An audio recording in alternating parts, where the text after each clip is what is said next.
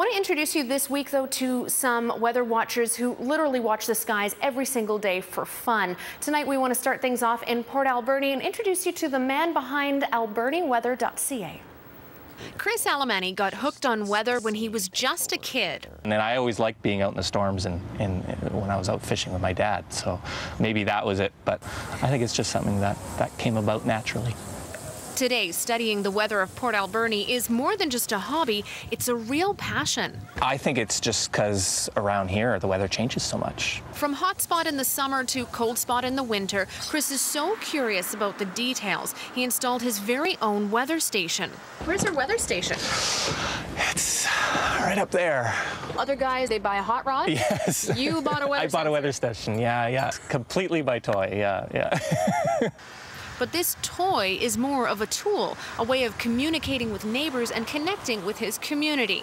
You see, Chris runs AlberniWeather.ca. I think people here know that their weather is very different from everywhere else. So I think as long as people have a little bit of information that's local, I think they really appreciate it. The site launched in 2006. And there wasn't a whole lot of data out there back then. Now, with social media driving demand for details, Chris's hobby often finds its way to the dining room table and into family time. Does Dad spend a lot of time talking weather? Yeah. But Jade and Josh don't seem to mind. Just as Chris learned a lot about weather with his father, they too are learning how the weather affects their everyday lives. Quick, Josh, get in there before Jade eats them all. With sweet success.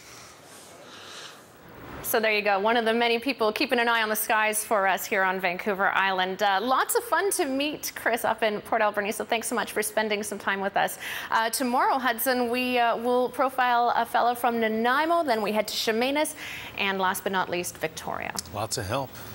All right, Aspen, thank you. You're welcome.